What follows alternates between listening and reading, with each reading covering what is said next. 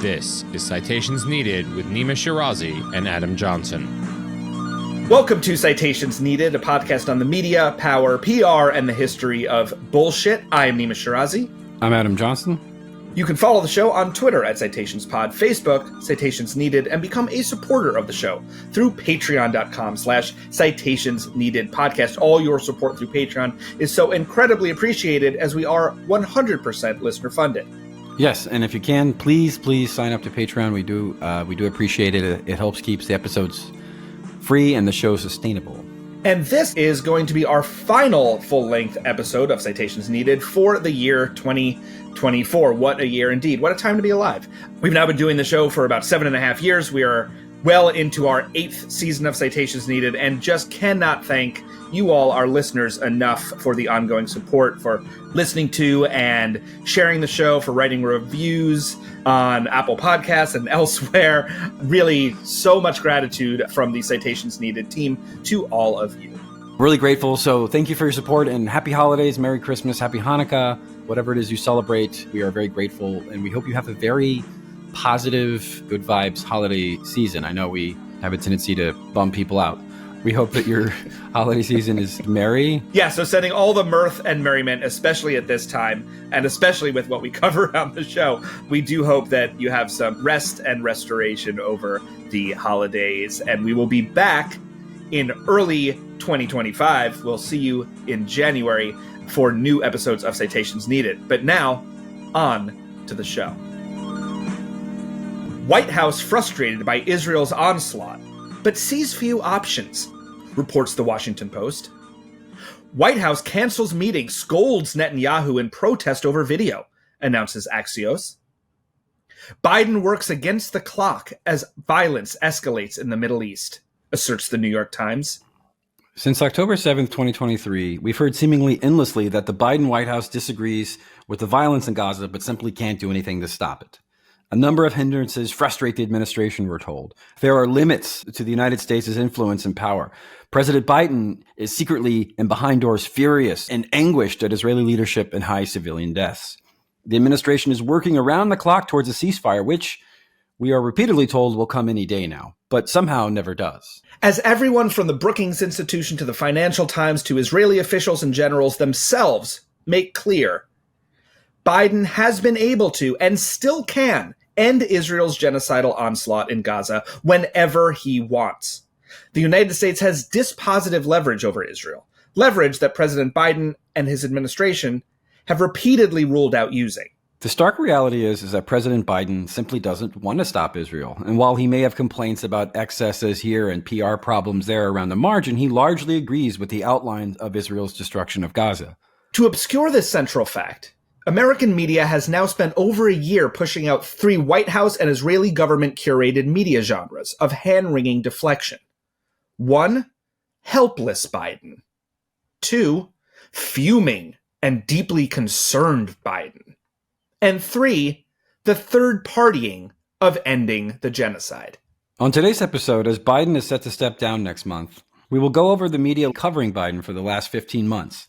We'll examine these fictitious reporting genres designed to distance him from the carnage in Gaza, and look how they take a page from a decades-old White House PR playbook in an attempt to minimize responsibility and absolve U.S. officials from their involvement in a genocide being live-streamed for 15 months.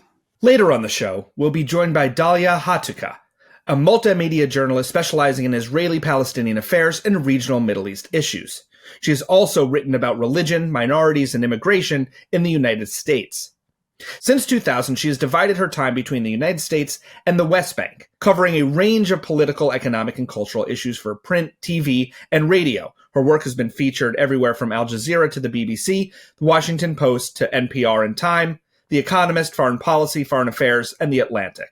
I would say that since at least 1967, Palestinians have tried everything to kind of end the Israeli occupation. So they've tried armed resistance. They've tried unarmed resistance. They've tried neoliberal economics. They tried diplomacy. And everything pretty much either got them trouble or threats from Israel and the United States. Washington has long brokered these peace negotiations under the flawed premise of 2 equal sides vying for the same piece of land. And that's the crux of it, really. So this episode is based on a article that I wrote along with a researcher and writer who goes by the pseudonym Othman Ali. We published this in November. It's part of a broader project where we examine center and center-left media's role in promoting and covering for the genocide in Gaza, what Amnesty International calls a genocide, if you need any more liberal buy-in, I guess. Now that one of the former heads of the Israeli intelligence services has also called it ethnic cleansing, we can start to use these, because when, Palestinians say that themselves, it doesn't count. Right.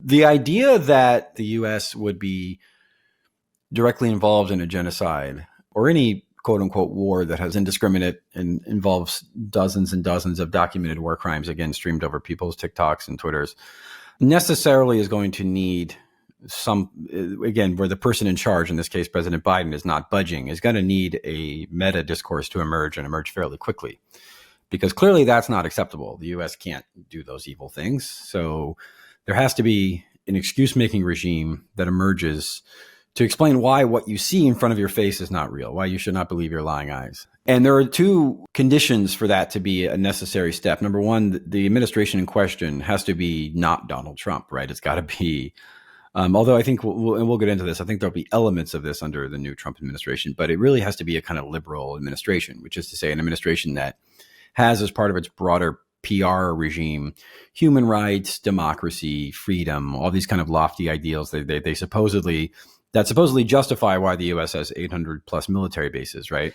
And in a human rights context rather than a freedom spreading context, right? So it's distinctly different from a neocon administration, although it contains every single element of that. It's almost a full circle Venn diagram, but there's this element of liberal NGOs and there's Human Rights Watch.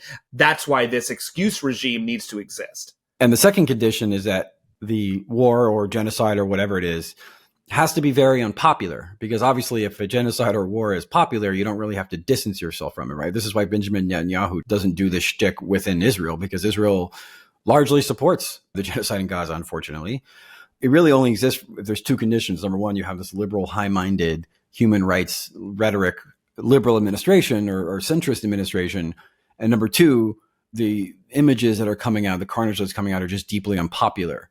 When those two conditions are met, what you have is the perfect storm for why you would need this elaborate excuse-making regime, which we'll detail in this episode. Now, while this is largely, Adam, I think a post-Cold War phenomenon, the idea of the U.S. being the world's policeman, needing to maintain these high-minded ideals publicly in its propaganda and PR about who the United States is, what the United States does around the world, and why. There is historical precedent for this before the early 90s. Many useful examples actually come from coverage of the Nixon administration during the Vietnam War, which, like the genocidal onslaught of Gaza today, was tremendously unpopular at the time and which spurred years-long, superficially anti-war White House PR campaigns. So in 1968, while running for president, Richard Nixon campaigned in part on ending U.S. violence in Southeast Asia, pledging, quote, an honorable end to the war in Vietnam, end quote, in a very famous ad campaign at the time. After Nixon won the election, some members of Congress rallied around him, repeating his campaign promises. A syndicated Associated Press article published on November 25th, 1968, just 20 days after Nixon was elected president, announced the following with this headline, quote, Ford is optimistic Nixon will end war in Vietnam, end quote. The Ford referred to is Gerald Ford, and the article explained that Gerald Ford, who was then House Minority Leader, stated at a black-tie dinner for the Radio Television News Directors Association that President-elect Nixon would, quote, be in a position to do much like Ike did during the Korean War, Ford said, in a, quote, new atmosphere not bogged down by conflicts of the past, end quote. We now know, of course, that Richard Nixon had no intention of ending the war in Vietnam. Still, press announcements about Nixon's commitment to ending the war would continue. but would incorporate warnings that the U.S. only had so much power to do so. From May of 1969, the Boston Globe wrote, quote, "Nixon to end war in Vietnam one way or another, Asia told," unquote. It went on to report that Nixon's Secretary of State, William P. Rogers, had been touring Asia to make the following argument, quote, "The United States is limited in its resources and what it can do in Asia, so the Asians will have to do quite a lot more for themselves," unquote. So here we have the U.S. is now limited. It has limited things it can do. It is effectively a third party standing by trying to mitigate it with this treaty and peace process. In a January 1972 interview with Reader's Digest, President Nixon stated this, quote, "What we want is a ceasefire throughout Indochina and the return of all prisoners. If we get these, there will be a total American withdrawal from Vietnam. Lacking this, we have to take a longer road, retaining enough strength to be a bargaining counter for our prisoners," end quote. We heard then everything we still hear today. Ceasefire, a return of prisoners. We have to take a long view. We have to maintain strength. We have to support our allies, because without those conditions being met, the U.S. just has its hands tied. It can't move forward with the inevitable outcome. It has to maintain this facade. And the media fanfare around that backed up those assertions consistently, just as they do today. Because the goal is to be shipping the bombs, blowing people up, killing people, while presenting oneself as an agent of peace. It's that way you can have your cake and eat it too. That's right. The arsonist and the fireman. Indeed, it's the best place to be. You're never out of work. Now, cut to the late Obama administration in 2015, 2016. We saw a similar playbook play out with the U.S. support for Saudi Arabia's bombing of Yemen that killed tens of thousands, starved hundreds of thousands, was a humanitarian disaster, was the largest humanitarian crisis for several years. Yeah. Made cholera great again. Yeah. The bombing of Yemen began in earnest in March of 2015. Obama left office in January of 2017. So about 22 months it was under Obama's watch. And during that time, the Obama administration offered more than $115 billion in weapons and other military equipment and training to Saudi Arabia. According to Reuters, this was the most funding offered to Saudi Arabia by any U.S. administration in the then 71-year-old U.S.-Saudi alliance. And U.S. could have stopped the Saudi bombing of Yemen whenever it wanted to. As Bruce Riedel at the Brookings Institution noted, quote, "Barack Obama could have stopped the war at its start in 2015 by cutting off military, diplomatic, and intelligence support for the Saudi-led coalition that imposed a blockade on Yemen and began deadly airstrikes on civilian targets." So enter then the PR campaign as the carnage in Yemen gets worse and worse, blowing up school buses, targeting funerals, targeting weddings. There was an example in October of 2016. The U.S. launched airstrikes against Houthi rebels withstanding a Saudi bombing campaign. The Pentagon correspondent Barbara Starr not only admitted the U.S. and Saudi complicity, but also speculated about Iranian involvement with no evidence. I want to listen to the clip right now. Again, the goal is to obscure the U.S.'s role in supporting its client state in Saudi Arabia. The U.S. is not saying if there is intelligence showing direct Iranian involvement in the attempted attacks. Tehran announced its own deployment of warships to the region. The Pentagon making clear it's ready for more action. Should we see a repeat, we will be prepared to take appropriate action again at the appropriate time. If there is further provocation, U.S. officials say the next round of potential targets could include rebel missile sites and small boats serving as spotters. This time, officials think the Yemeni missiles were fairly old, but had been outfitted with highly lethal warheads, the kind Al-Qaeda and Iran know how to make. Trump, of course, only continued this same policy. Just a few months into his first term, in May of 2017, Trump inked a $110 billion weapons deal with Saudi Arabia and a commitment to a total of $350 billion over the next decade. And Trump could have stopped this instead of continued funding it at any time. So again, enter the media PR campaign. A September 2017 documentary entitled The New Barbarianism, produced by the think tank, the Center for Strategic and International Studies, one of our very favorite weapons contractor and Gulf state-funded think tank, CSIS, emphasized how the U.S. was allegedly grappling with its own role in the crisis and argued that giving more military and intelligence funding in the form of training and radar systems to Saudi Arabia would actually be the humane thing to do. as it would curtail civilian deaths in Yemen. Right. So this is an early version of the bear hug theory that Biden has to supply weapons and training and diplomatic cover to Israel, because if he doesn't, they're going to go elsewhere. And so there was an early iteration of this with Saudi Arabia where the humanitarian disaster became so clear and so grotesque. And obviously the Saudi regime is not exactly a sympathetic ally, right? Mm-hmm. There had to be some other kind of 11-dimensional chess play at work here. And so CSIS, which again is funded by weapons contractors, Lockheed Martin, Raytheon, Northrop Grumman, they said, actually, you know what the U.S. needs to do is they need to sell Saudi Arabia more weapons, because the problem is the weapons are not precise enough, which is, to be clear, a total myth. The weapons that Saudi Arabia uses and used back then were plenty precise. That was not the issue. They were trying to blow up the school bus. They were trying to blow up the wedding. They were just trying to kill civilians because they're a bunch of dictators. They don't really give a shit. And there was this idea that the U.S. could somehow sell them more precise weapons and I guess like be in the room with them when picking targets. And this, again, plays into this idea that the U.S.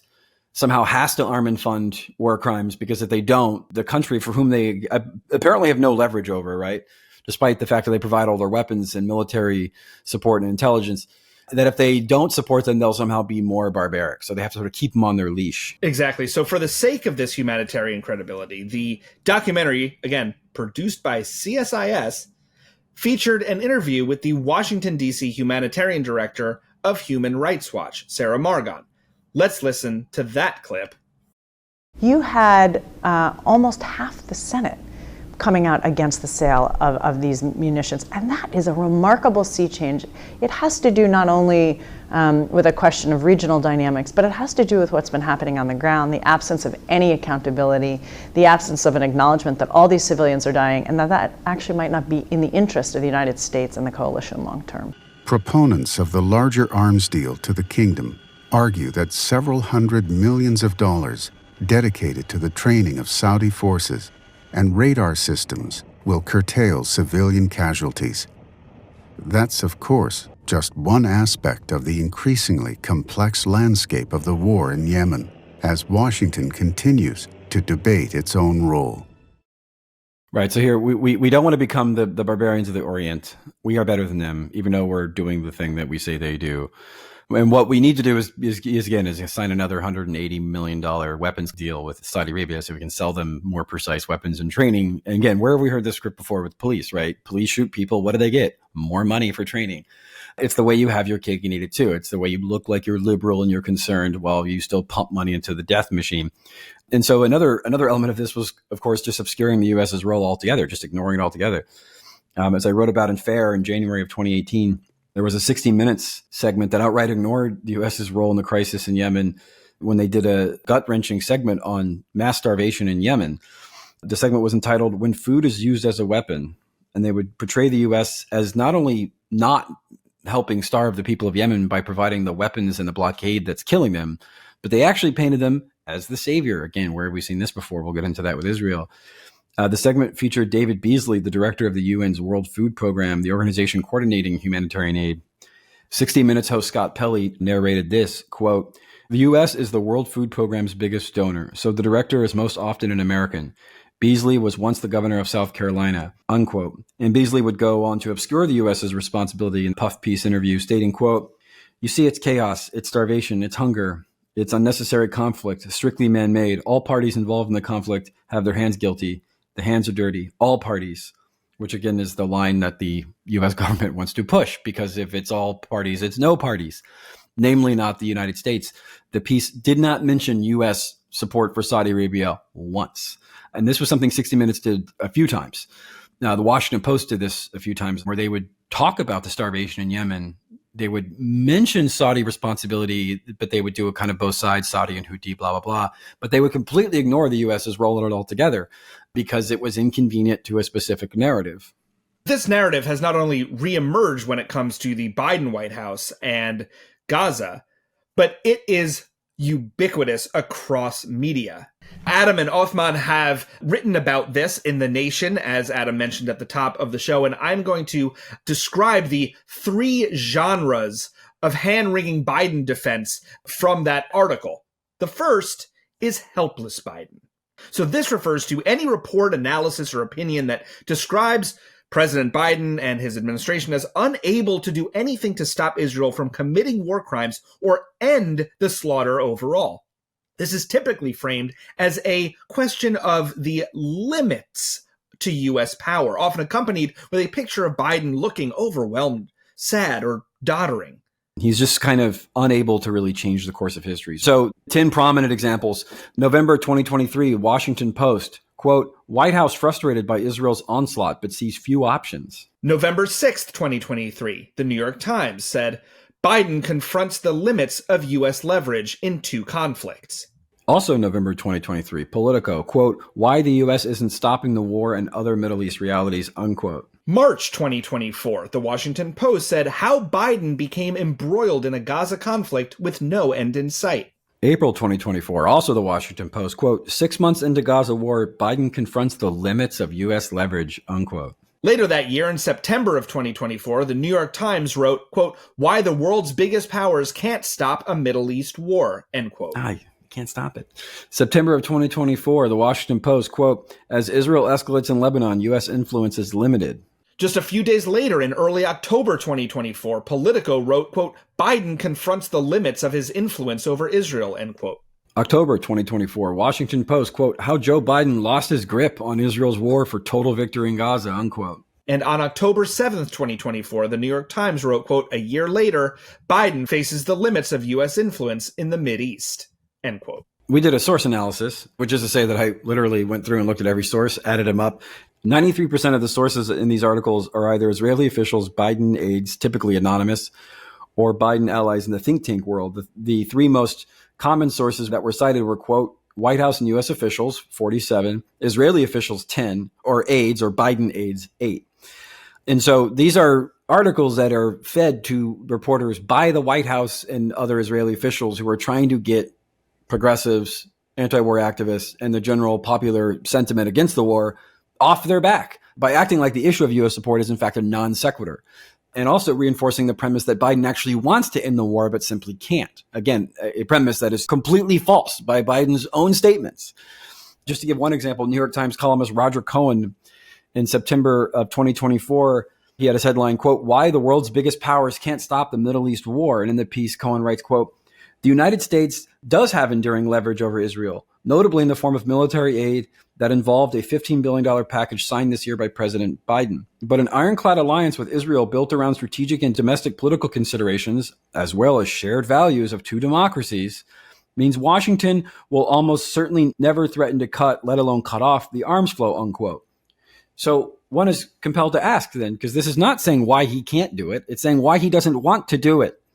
So why is the headline, why the world's biggest powers can't stop the Middle East war, and not why the United States doesn't want to stop the Middle East war? And this conflation of can't and won't is a reoccurring theme one sees in all these articles. And trust me, I read them all. The Washington Post headline was, quote, White House frustrated by Israel's onslaught, but sees few options. And like Cohen, this article acknowledges that these limits are entirely self-imposed, but reduces this fact as some subjective opinion of, quote, many Arab and Muslim Americans, unquote.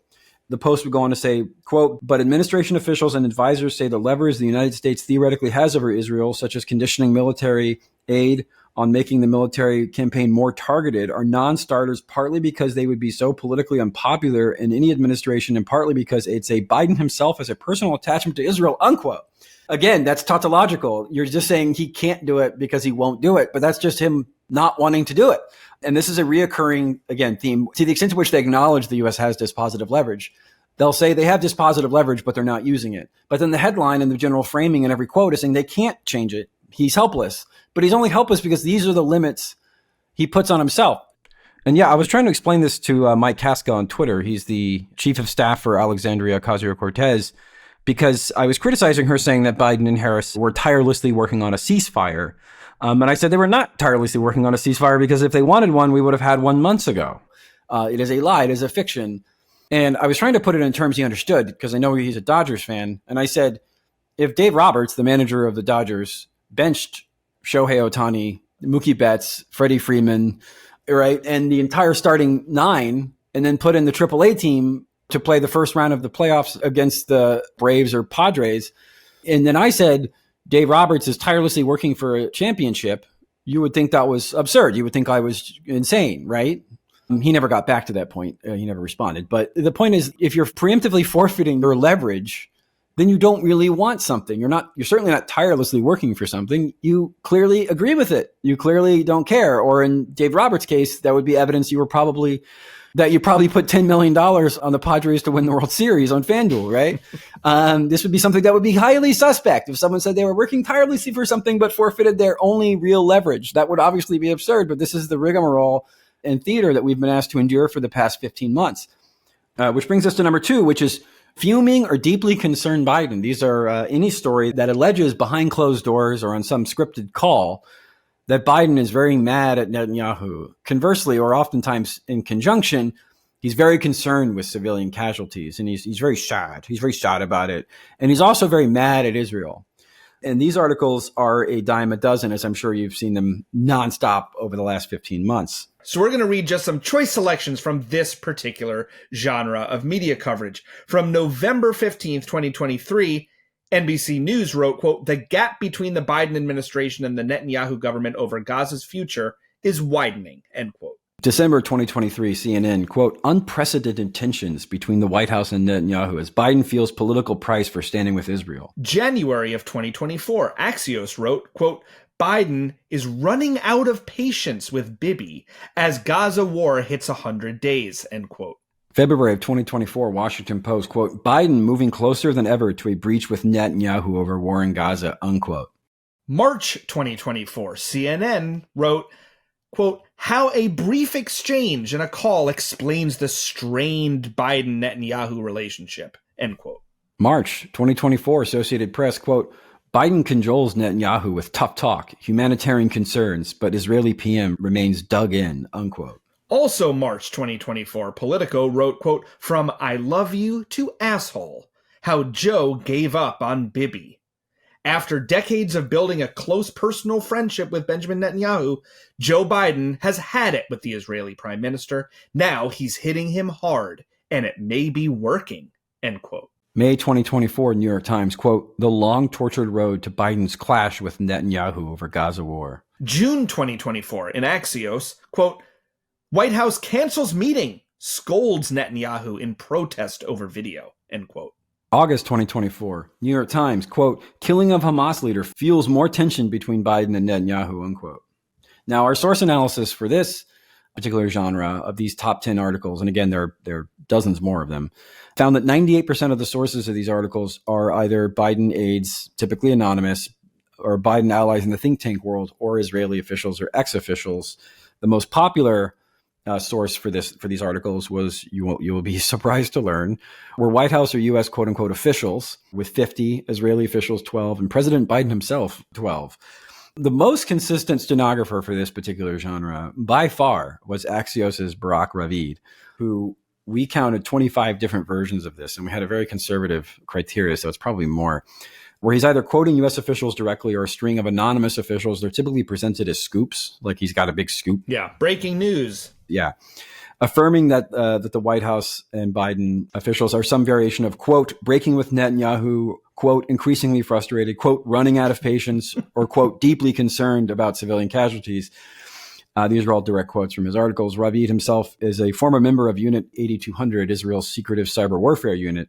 For his suite of fuming Biden, deeply concerned Biden articles, he was actually awarded the White House Correspondents Association for Journalistic Excellence in April, during which he glowingly posed with President Biden, who, again, they're all getting along because his reporting is not adversarial. He's just laundering whatever the White House wants him to say, which in this case is that Biden is secretly mad, secretly angry, and secretly sad.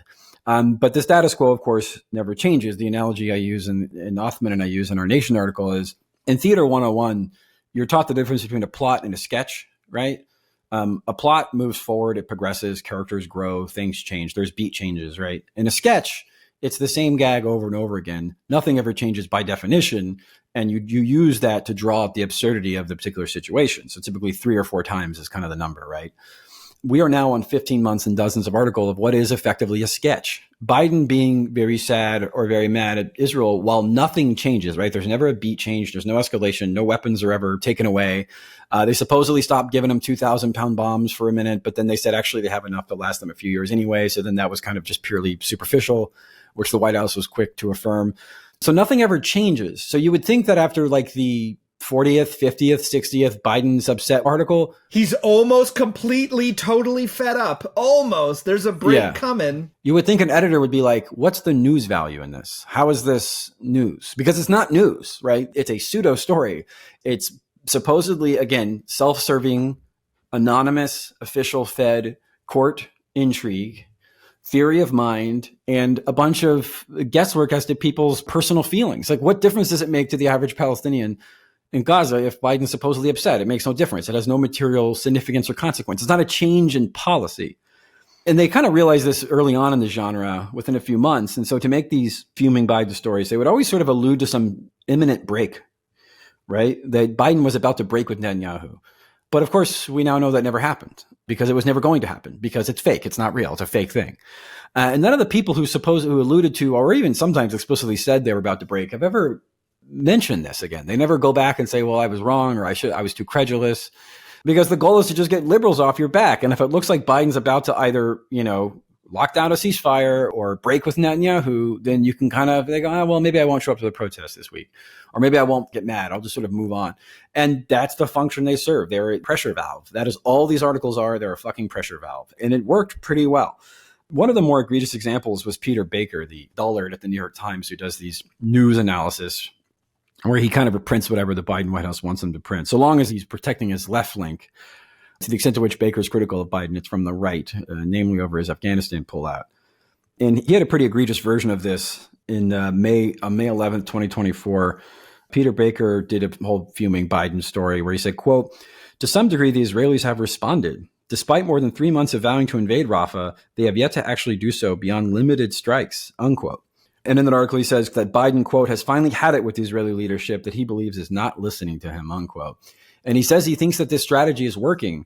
Then, just 3 days later after Baker's report, the Israeli military entered the center of Rafah, quickly turning the city that once had held nearly 300,000 residents into, as NBC News put it, quote, "a ghost town," end quote.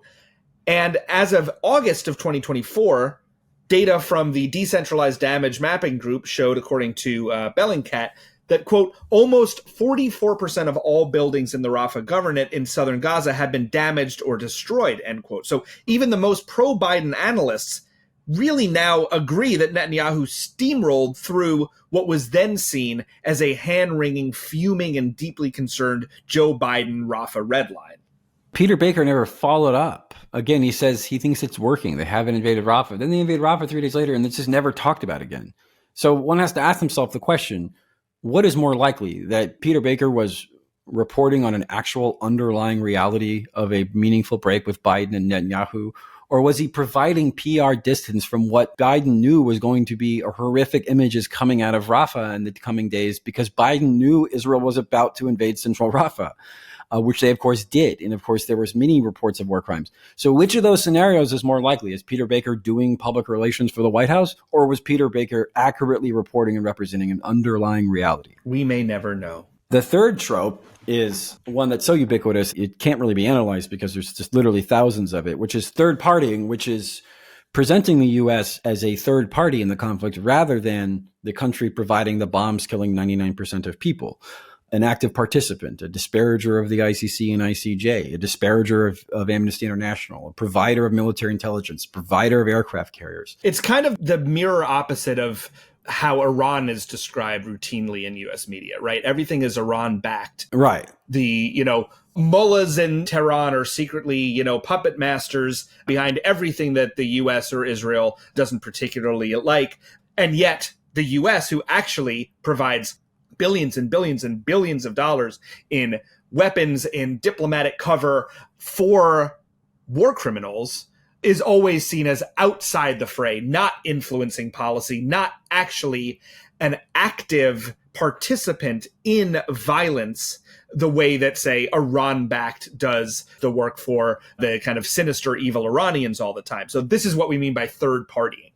Yeah, so the U.S. is presented as a humanitarian force that is trying to mitigate Israel. And the fact that they have dispositive leverage and can end it whenever they want is just ignored altogether. It's just not talked about. So you have constantly talking about March 2024, Biden expresses hope on ceasefire talks, but Hamas appears to reject latest offer. These are all from the New York Times. April 2024, quote, Biden team sees narrow window for deal on ceasefire and hostages in Gaza, end quote. Quote, Blinken turns up pressure on Hamas to accept Gaza ceasefire deal. June 2024, quote, Biden's push to end the war in Gaza, end quote. July 2024, U.S. and Israel voiced new optimism about ceasefire as Gaza talks resume. August 2024, quote, U.S. push for Gaza ceasefire falls short on key points, officials say, end quote. September 2024, Biden works around the clock as violence escalates in the Middle East. He's working around the clock, Nima, around the clock. He's literally working 24 hours a day, even though we just found out he has to go to bed at 8 p.m. October 2024, quote, Hamas says its demands are unchanged as Biden pushes for Gaza ceasefire, end quote. Right. So Biden's constantly pushing for the ceasefire. But again, he can assert one whenever the fuck he wants. This whole thing is fake. It's all fake. It's not real. What they mean to say is he's pushing for a ceasefire within the limitations of, again, sitting Shohei Ohtani, Mookie Betts, Freddie Freeman, and the starting 9 of the Los Angeles Dodgers. So within that narrow framework of starting a AAA team, he is really, really working to get a championship, but he just can't manage to figure it out. And the absurdity of the situation is just never commented on. Let's look at one example when after Kamala Harris became the nominee and after the U.S. killed Sinwar, the head of Hamas, in October of 2024, Kamala Harris told reporters 2 phrases just seconds apart that are in direct contradiction. And this goes to the heart of what they mean when they talk about ceasefire. When the U.S. says they're pushing for a ceasefire, what they're pushing for is a reiteration of surrender demands. Historically, the word ceasefire means 2 parties cease firing and then to open up space for negotiation. It is not simply saying you surrender over and over again, which is what the U.S. and Israel mean by ceasefire. She said, quote, the killing of Hamas leader Sinwar gives us an opportunity to finally end the war. This was immediately followed by, it is time for the day after to begin without Hamas in power.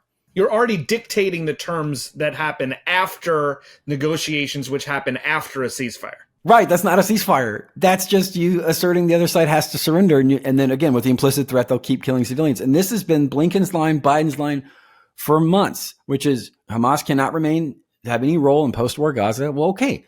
If you believe that, own that. Say what Israeli leaders have been saying, which is we're just going to keep bombing and killing civilians and shredding toddlers until Hamas finally gives up, or anyone, not really Hamas per se, but anyone with a gun, gives up and surrenders and allows Israeli occupation to have, full reign over Gaza. But that's not what they're saying. And so we constantly get this supposed ceasefire talks, even though the U.S. official position contradicts the basic premise of a ceasefire, which is that Israel must 100% win the war, unconditionally win the so-called war, right? The other side must completely surrender, hand over their arms, and go flee somewhere else. And then what the other way they weasel it is they also, by ceasefire, they mean a temporary pause for the purposes of hostage exchanges with the explicit understanding that they will continue the so-called war until, quote unquote, total victory. And so there's this double game going on where the word ceasefire loses all meaning. It's not related to any underlying reality. But Biden's always pursuing these ceasefires. And again, there's never any details. It's unclear. They meet in Qatar. They meet with some Egyptian officials. And Egyptian officials, by the way, are mitigating this, have repeatedly said that these ceasefires are not real, that they are for public media consumption in the U.S. within Israel. Israel because Netanyahu wants to get the hostage families off his back, and then the U.S. because, again, they need liberals to look like they're doing something. There's some thingamajig they can point to. Which is why Biden's working round the clock, Adam. Tirelessly round the clock. Oh, just 2 a.m., just burn them in oil with Blinken coming up with the terms of surrender. But again, these are just assertion of surrender. This is not a ceasefire negotiation in good faith, because Hamas's position has been they will support a ceasefire and release all the hostages if Israel withdraws from Gaza. Not Israel surrenders, right? Not Israel gives up and, says we no longer exist, right? They just want them to leave Gaza and stop bombing residential buildings and killing entire families. And you see this all the time. This constant firefighter and fire starter dynamic just goes on without question. So let's listen to this clip from CBS News from January of 2024. This is even before they even faked like they cared about the ceasefire. And let's listen to this intro of the so-called Israel-Hamas war. Secretary of State Antony Blinken is en route to the Middle East again, his fourth trip there since fighting between Israel and Hamas broke out on October 7th. The State Department says Blinken is aiming to prevent the conflict from spreading while expanding humanitarian aid and reducing civilian casualties. Meanwhile, the Israeli military says it has completely dismantled Hamas's military framework in northern Gaza. CBS's Ian Lee has the latest from Tel Aviv. Good evening, Robert. Secretary of State Antony Blinken arrived in Turkey to a Middle East in trouble. He'll be playing the role of firefighter as he tries to extinguish the conflicts popping up in the region. So here we have, he's a firefighter putting out fires. Again, 99% of the people dying are being killed by American-made bombs, and he's presented not as an active participant in the conflict, which they are, right? The White House is, the U.S. is. They are presented as the exact opposite of reality, which is an agent of peace who's there to stop the hot-headed Orientals from killing each other. But that's not what's happening at all. It's a total inversion of reality, and we see this over and over and over again. Biden pushing for a ceasefire, trying to calm tensions, make sure it doesn't escalate. And that's the absolute opposite of reality. To discuss this more, we'll now be joined by Dalia Hatuka, a multimedia journalist specializing in Israeli-Palestinian affairs and regional Middle East issues. She also writes about religion, minorities, and immigration in the United States. Since 2000, she has divided her time between the U.S. and the West Bank, covering a range of political and economic and cultural issues for print, TV, and radio. Her work has been featured in Al Jazeera, BBC, Washington Post, Time, NPR, The Economist, Foreign Policy, The Atlantic, and elsewhere. Dalia will join us in just a moment. Stay with us.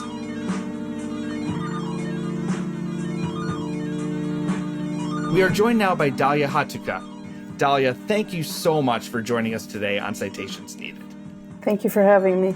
So at the top of the show, we were breaking down the so-called Gaza ceasefire negotiations and how they, in many ways, have steal from the kind of peace process, quote-unquote peace process or quote-unquote two-state solution playbook of a endless, open-ended, bad faith process that exists largely so U.S. and Western liberals and media, I think in particular, can kind of point to something showing that the status quo is bad or unacceptable, but there is some process that's kind of ongoing. That way they can sort of look like they're doing something. This is something that Egyptian negotiators have said is the case explicitly. They said it was for media consumption in the West and domestically within Israel for the kind of hostage families. I want to begin by discussing this idea of a peace process that's being carried out ad infinitum as apartheid and genocide become a matter of reality. Begin, if you could, by discussing this kind of blueprint, specifically in the context of the so-called peace process, what you feel like common misunderstandings are of this so-called process, and how does the U.S. media kind of maintain this pretense seemingly forever? I mean, I would start off by using a nut graph, so to speak. I would say that for decades, since before the Oslo Accords were signed in 1993, Palestinian leaders have engaged in a peace process that I would say is rigged. This peace process was the international community's way, and that includes the U.S., to impose a blueprint for a Palestinian state onto the population of the West Bank and the Gaza Strip. And I would say that the United States has been a leader in this process, and it's sought to maintain a fiction that it's an honest broker and a neutral mediator.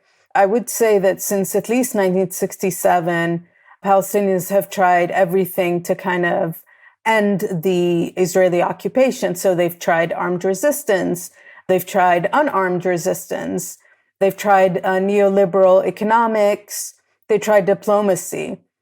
And everything pretty much either got them trouble or threats from Israel and the United States. Washington has long brokered these peace negotiations under the flawed premise of two equal sides vying for the same piece of land. And that's the crux of it, really. So under various U.S. administrations, we've seen that the amount of land that Palestinians had control over has shrunk. Settlements have mushroomed across the West Bank. Violence, not just against combatants, but also primarily against civilians. And the thing is there have been so many monumental changes that the Palestinians had no say in. Like, for example, if we looked at under Trump, We had the U.S. embassy in Israel, was moved from Tel Aviv to Jerusalem to support what Israel claims, as its undivided capital. We then had the closure of the PLO representative office in D.C. on the grounds that Palestinian leaders had failed to advance the final status negotiations, again, which is to engage in the peace process with Israel, because they had sought the prosecution of Israeli officials at the ICC at The Hague. The thing is that working on the final status issues are, for those who don't know, the borders, determining the borders between Israel and the Palestinian state, the status of Jerusalem, and the refugees. But Israel was constantly changing that. So, for example, if you're in Jerusalem, you see that there is this constant attempt on the ground to erase the Muslim and the Christian and the Arab identity of Jerusalem. It's slow, but it's there. A constant demolition of homes in places like Silwan, a lot of places in close proximity to Al-Aqsa Mosque, which is revered not just by Palestinians, but by Muslims worldwide. With the refugees, we've had successive U.S. administrations trying to deny UNRWA, or the UN agency that provides relief to Palestinian refugees, with funding. So they attacked it as anti-Semitic. They've called it every name under the sun, like irredeemably flawed and unsustainable. And so, considering all the years that I've been working on this, I've just seen that under so many administrations, the final status issues were sought to be finalized in Israel's favor. And the only hurdle they faced was finding a way to bully the Palestinians into acceptance. How do you see the media really play a role in this? I know that we hear those kind of buzzwords, irredeemable or intractable, in political speech. How have you seen over the years the media doing not only the same, but even sometimes going further? I would want to focus a little bit on Gaza, and I want to start out by saying, in general, mainstream American news coverage of what's happening in Gaza since October 7th has been marred by a deep-seated bias, and that's an understatement. News outlets are consistently prioritizing Israeli lives over Palestinian ones. They're adopting Israeli framing and narratives, even when they fail to stand up to scrutiny. I mean, you've also done, along with Uthman Ali for The Intercept and The Nation and others, some of the research on the pro-Israel bias. And to me, it's very strange that something like in the New York Times or the Washington Post, the LA Times, Israelis generally got far more mentions in news stories than Palestinians, even as the deaths of Palestinians far outpaced Israeli deaths. There were adjectives that were almost exclusively applied to the murder of Israeli civilians, like slaughter, massacre, and horrific, but you would never see that on the Palestinian side. But specifically to the point you mentioned, I think the U.S. press reported reality during the Gaza war, or is reporting, largely as the Biden administration had scripted it, even when the script seemed bizarrely out of line with observable events. So the coverage parrots the talking points of both U.S. and Israeli officials. I've noticed it downplays dissent even within Washington over U.S. military support to Israel. And it suppresses or spins countervailing evidence about human and civilian suffering in Gaza. The U.S. press, in a way, is legitimizing a disastrous policy choice. And in some ways, it also reminds me of how the U.S. press initially covered the Iraq War under George W. Mm-hmm. But to go back to the previous point, I would say that despite the U.S. government's claims that it's working to secure a ceasefire, for example, the genocide that's unfolded in Gaza over the past year has been a joint U.S.-Israeli endeavor. Israel would never be able to inflict anything approaching the degree of violence it has on the Palestinian people without American weapons, without American intelligence, without American political cover. And unfortunately, the media has played a role in this.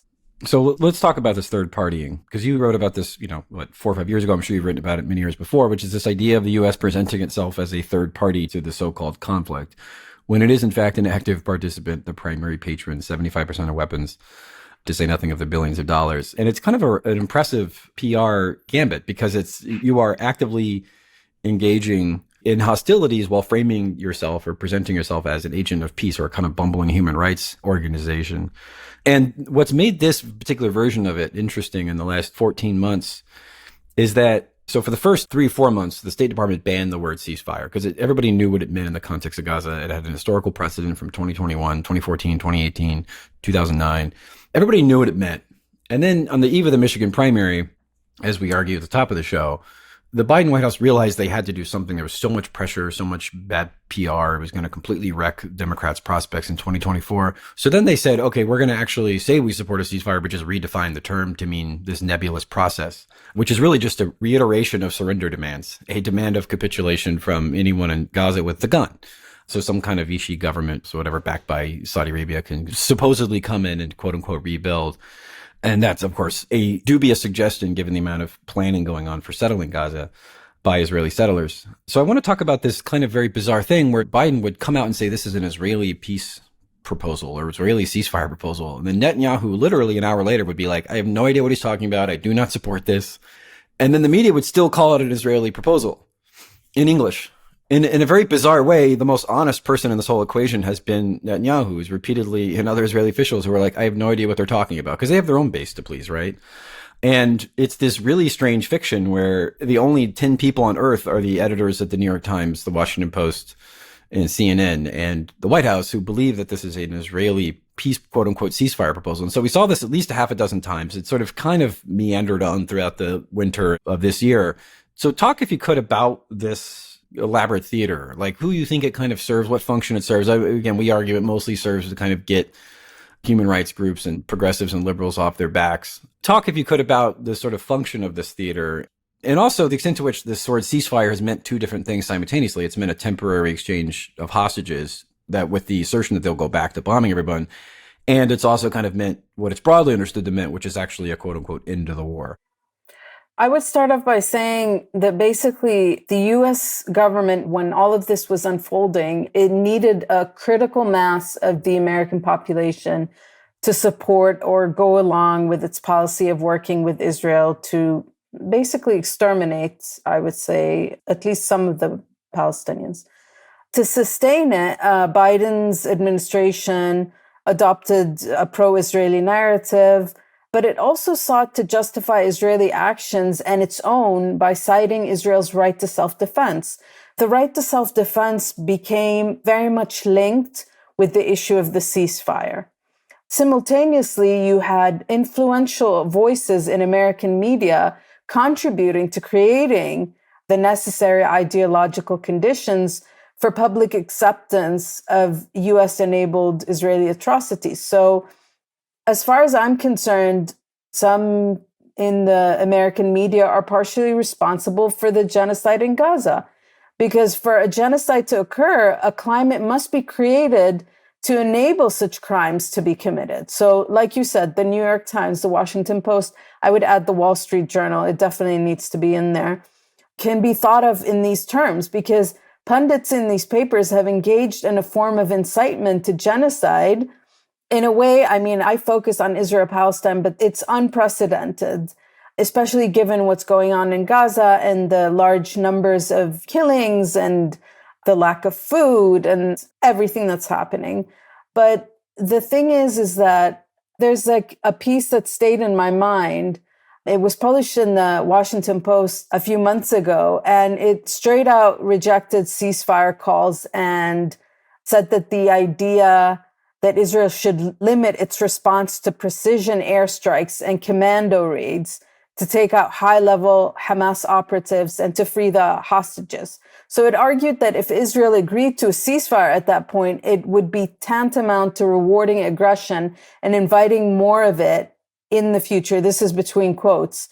The subtext is that Israel's actions are ethically defensible, no matter what the US and Israel had done, no matter how much Israel had killed, despite the fact that this piece, that was published in the Washington Post came out when nearly 3,800 Palestinians were killed in the first 13 days of the assault on Gaza.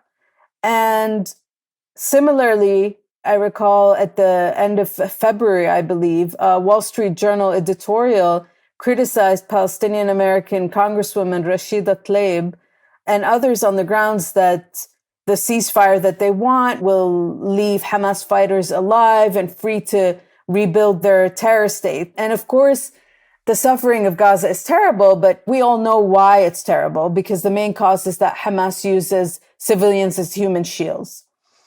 On the one side, we've seen U.S. officials, including Vice President Harris, Biden, others, speaking in lofty terms about pursuing peace and seeking ceasefires. But on the other side, like you mentioned earlier, Israeli leaders, especially Netanyahu, he often, if not always, undercut these claims in blunt public statements. I mean, to put it in, let's say, in other terms, he didn't give two shits, Mm-hmm. And for instance, while the U.S. touts, and it's still doing this, a potential ceasefire deal, Netanyahu categorically rejects any notion of halting military operations until specific objectives are being achieved. And these objectives are constantly being changed. So first it was the return of the captives. Then it was the killing of the upper echelon of Hamas, which happened. And yet still here we are, And now it's the total dismantling of Hamas. So what does that mean? When will it end? Because this disconnect is illustrating, if anything, this disconnect between the U.S. and Israel. It's showing us a diplomatic charade where both parties are playing to their respective audiences, with the U.S. leaders to the domestic and international constituencies advocating for peace, and the Israeli leaders to the more hawkish domestic base. Mm-hmm. Yeah, and we see this also with regards to Israel never being able to do anything wrong. They're effectively not even criticized, even in the very, very low level critiques that do appear. I mean, if we're talking about ceasefire, even the definition of what a ceasefire means is infinitely flexible when it comes to Israel. I mean, we've seen quote unquote ceasefires in the bombing of Lebanon, which is ongoing, there's a ceasefire now, yet Israel violates that ceasefire 60 times in the first 3 days, right? But never do we hear that Israel is then at fault. It is always only responding. It is always only the victim.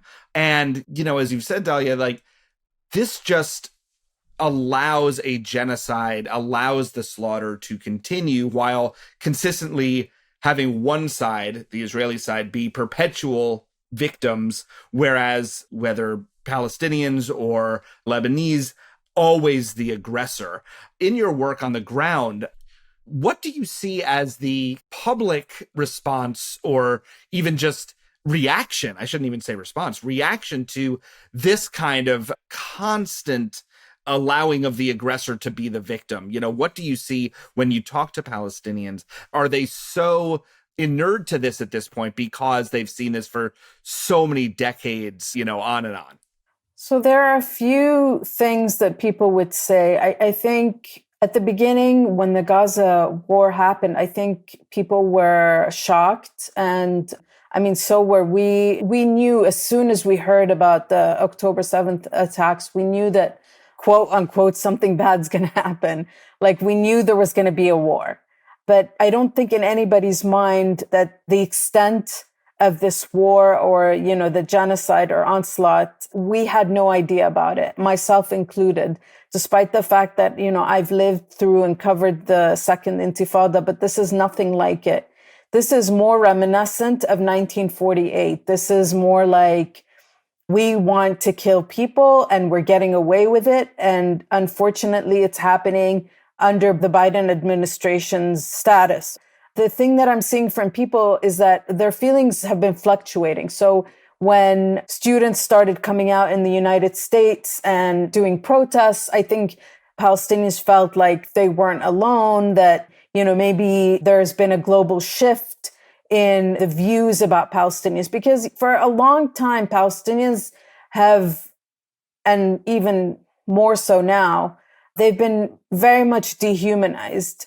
I could get into why, but that's a topic for another day. But it really boils down to the dehumanization of a Palestinian, because like when an average American thinks of a Palestinian, they come up with the most ridiculous things. And I've been privy to this on a personal level and in my work as well.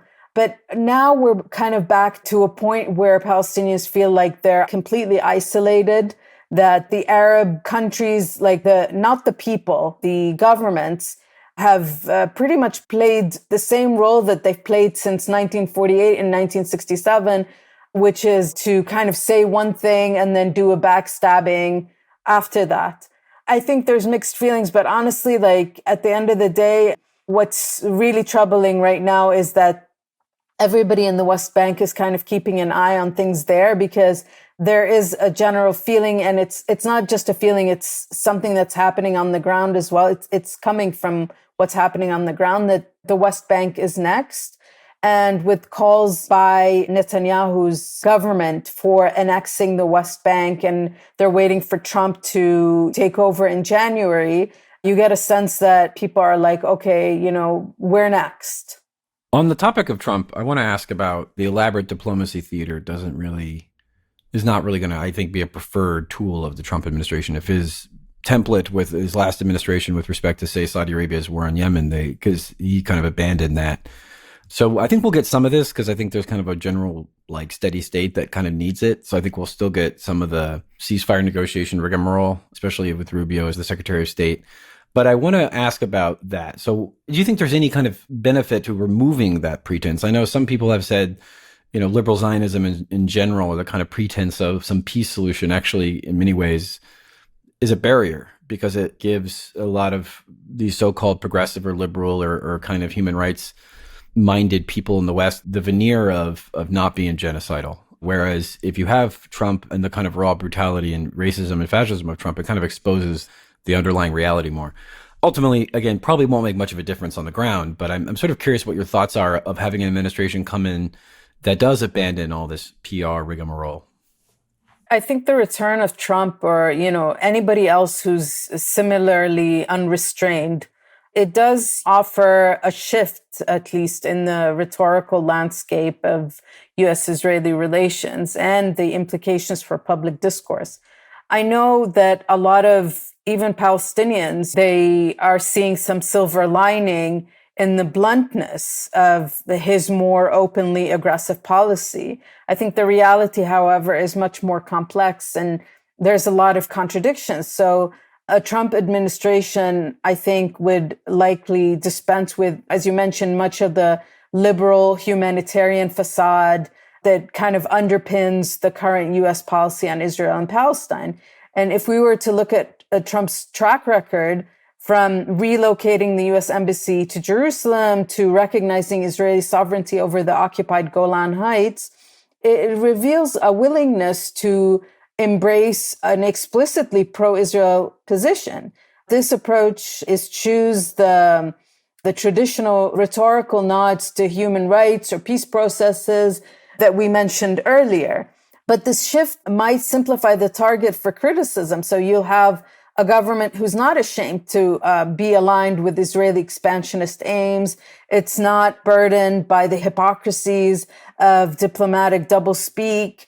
Maybe as far as like activists and journalists are concerned, the absence of pretense could clarify the stakes. It could expose the raw dynamics of power without the smokescreen of shared democratic values or mutual security concerns. But the danger lies in how such an overt stance could normalize open support for policies which have previously been couched in euphemism. So while liberal administrations at least feel pressured to justify their actions within a framework of international law, to a certain extent, a Trumpist approach abandons even the appearance of constraint. So it risks cementing this kind of worldview where brute force is openly celebrated as legitimate policy, and it makes it harder to mobilize opposition. Like, I fear for these kids that are going out at universities and speaking out, and NGOs and human rights organizations, because I feel like when Trump does take office in January, he's going to go after these people. He's going to go after Palestinians. And I know he's going to go nuts and go after Venezuelans and other people, but there's going to be like this dropping of the mask. But however, I do want to say that there is a potential benefit in the sense that the contradictions of such a policy become harder to ignore. So when Trump praises Netanyahu or dismisses Palestinian rights, it kind of, as I mentioned, it eliminates the cognitive dissonance that accompanies the liberal humanitarian pretense. So maybe perhaps activists, global movements can more effectively galvanize opposition when the injustice is laid bare. So there could be that. But honestly, I don't have much hope for anything at the moment. I know that sounds really bleak, but I don't see how Trump is going to change things except for the worse. Right. Yeah. Well, look, bleak is what we do on this show. So you're definitely in line with our editorial voice here. But I think that's such an important thing to note, that even the silver lining, as they say, has a touch of gray there, especially as bills like HR 9495 that effectively could attack any nonprofit that even mentions, say, human rights or Palestinian humanity. These are all really, really dark threats that are being faced, but as you said, might potentially galvanize the kind of usual suspects who speak like a big game, but then sort of continue supporting genocide when their own work is threatened. So I guess we will see. But Dalia, thank you so much for joining us today. This has been such a great talk. We've been speaking, of course, with Dalia Hatuka, multimedia journalist specializing in Israeli-Palestinian affairs and regional Middle East issues. She also writes about religion, minorities, and immigration in the United States. Since 2000, she has divided her time between the U.S. and the West Bank in Palestine, covering a range of political, economic, and cultural issues for print, TV, and radio. Her work has been featured all over in Al Jazeera, BBC, Washington Post, NPR, Time, PRX, New York Review of Books, The Economist, Foreign Policy, Foreign Affairs, The Atlantic, and elsewhere. Dalia, thank you so much again for joining us today on Citations Needed. Thank you for having me.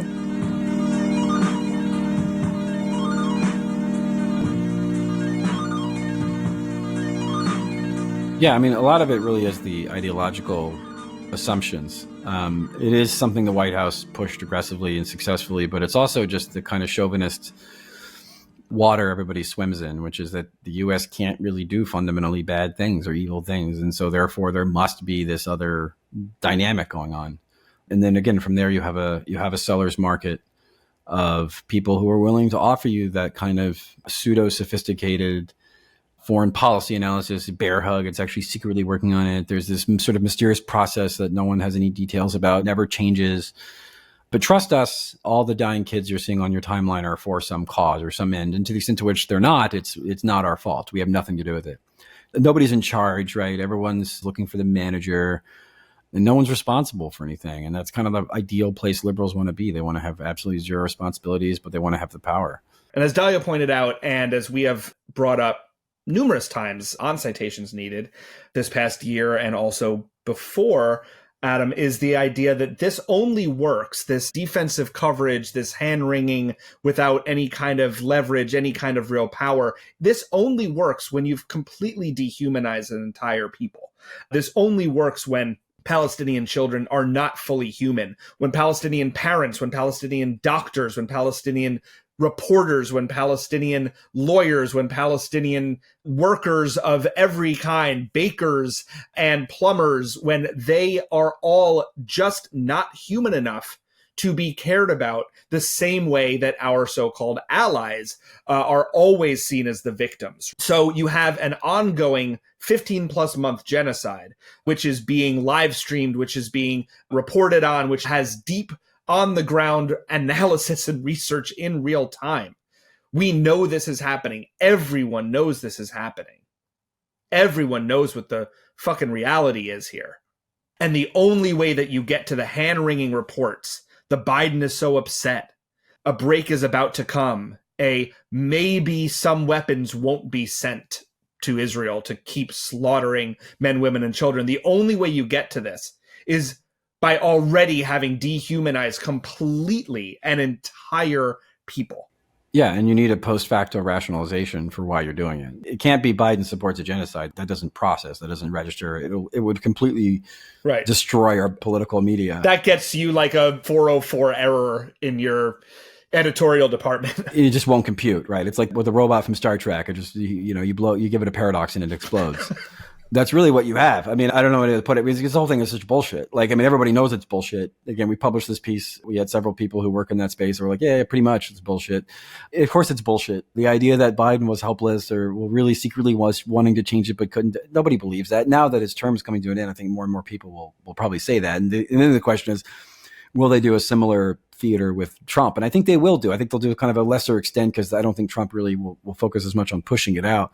But the media will do it for him. Even if he doesn't push it, they'll still do it. They'll still make up these elaborate excuse-making regimes. They did this when he was hiring all these Cold War veterans to go overthrow Venezuela. People still did the humanitarian aid. I mean, again, even someone as transparently cynical and vulgar and horrible and fascist as Trump, they'll still do it.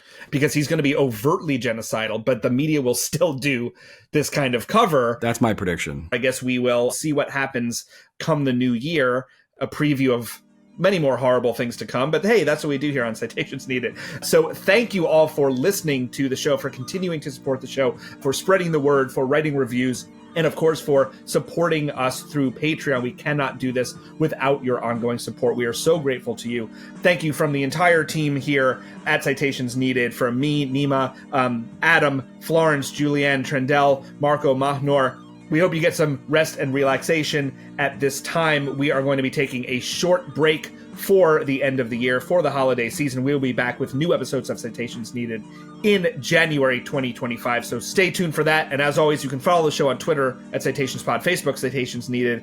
Please, if you're not already a supporter of the show, consider becoming one through patreon.com/CitationsNeeded podcast. All your support through Patreon is so incredibly appreciated, as we are 100% listener funded. And as always, a very special and now holiday edition of shoutouts go to our critic level supporters on Patreon. They include Brad Hayward, Zach Cathcart, Lorenzo Mitchell, Ben Lazar, Morgan Green Hopkins, Ed Zitron, Corporate Zombie, Eric Joyner, Buzzamungus, Stinky Pete, DL Singfield, J.M. Jural, Chris Vincent, Nigel Kirby, Scott Roth, Porter Schutz, Zachary Henson, Josh Durlam, Joe Wingert, Steely Dan Halen, Douglas, Danger Manley, Green New Neil, Trazdat, Brickshop Audio, Supple Old Man, David McMurray, MSP, William Rush, Garrett Geisler, Political Zombie, Extra Domum, Gwendolyn, Kyle, Heather Redacted, Kevin Bowman, Anna Marie Kane, Akash Rathi, Sevapalan, Chelvanethalan, Jason Eason, Chris Sarah, Dash X, James Michaela, Greg Westney, Drew Johnson, Max Belanger, David Bettner, Brendan O'Connor, Ultra Miraculous, Zappo, Sturm Wyvern, Darren Brady, Bart DeCourcy, Rob, Max Wilsey, Blake Punell, Zenia Zidvornik, Tatiana Maslany, Tsukimi Yuki, Psychic Pizza, Panic Emoji, Brendan Hines, Doc Reitzel, Philip Moss, Rulos Bard, Jameson Saltzman, A Very Throwable Brick, Bitcoin Wallet Inspector, Shockfist, Weed Lord, AI Scare, Backups Care, and of course, Computer Scare. I am Nima Shirazi. I'm Adam Johnson. Citations Needed senior producer is Florence Burrow Adams. Producer is Julianne Tweeten. Production assistant is Trenda Lightburn. Newsletter by Marco Cardellano. Transcriptions are by Mahnor Imran. The music is by Granddaddy. Thanks again. Happy holidays. Happy New Year. We'll catch you next time.